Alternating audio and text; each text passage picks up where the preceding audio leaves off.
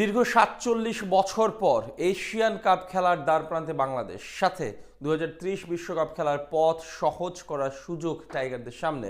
হামজা চৌধুরী, সমিত সোমদের হাত ধরে বড় স্বপ্ন দেখছে বাংলার কোটি ভক্তরা। ৬৪ দলের বিশ্বকাপই অভিষেক হতে পারে লাল সবুজের প্রতিনিধিদের, যার জন্য সামনে আছে এক কঠিন সমীকরণ।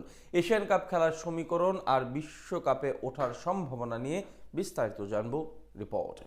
আর্জেন্টিনা, ব্রাজিল কিংবা ফ্রান্সের মতো দেশগুলোর সাথে বিশ্বকাপ খেলবে আমাদের বাংলাদেশ। এমন একটা স্বপ্ন বহু বছর ধরে লালন করছে এদেশের কোটি কোটি ফুটবল প্রেমীরা। ভিনদেশি কোনো পতাকা নয়, বরং লাল সবুজের পতাকা নিয়ে উদযাপন করব আমরা। এটাই তো দু চোখের সবচেয়ে বড় স্বপ্ন। মেসি কিংবা নেইমার নয়, আমাদের দেশের ফুটবলাররা বল পায়ে ছুটবে বিশ্বমঞ্চে। গোল করলে উল্লাসে মেতে উঠব সবাই একসাথে।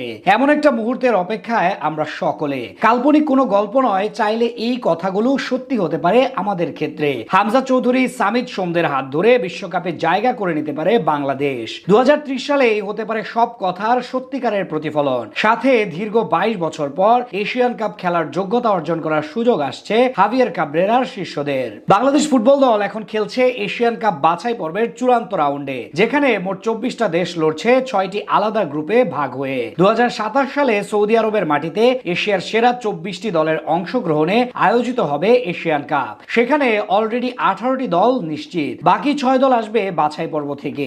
এখানে বাংলাদেশ আছে গ্রুপ সি তে, যেখানে আছে বাংলাদেশ, হংকং, ভারত এবং সিঙ্গাপুর। ইতোমধ্যে এক ম্যাচে 1 পয়েন্ট নিয়ে শীর্ষে আছেন জামাল ভুইয়ারা। 24 দলের প্রতিযোগিতায় প্রতিটা গ্রুপ থেকে একটি করে দল বাছাই করা হবে। এখানে গ্রুপ চ্যাম্পিয়ন যারা হবে তারা পৌঁছে যাবে সরাসরি এশিয়ান কাপে। অর্থাৎ 3 দলকে পেছনে ফেলে গ্রুপ সি থেকে চ্যাম্পিয়ন হতে পারলে দীর্ঘ ৪৭ বছর পর এশিয়ান কাপ খেলার যোগ্যতা পাবে বাংলাদেশ। তার জন্য সবচেয়ে গুরুত্বপূর্ণ 10 জুন সিঙ্গাপুরের বিপক্ষে ম্যাচ। এখানে জিততে পারলে শীর্ষস্থান আরো মজবুত হবে জামালদের। এরপর ভারতকে নিজেদের ঘরের মাঠে এবং হংকংকে 2 লেগ মিলিয়ে হারিয়ে দিতে পারলে সেটা অনেকটাই নিশ্চিত হয়ে যাবে বাংলাদেশের জন্য।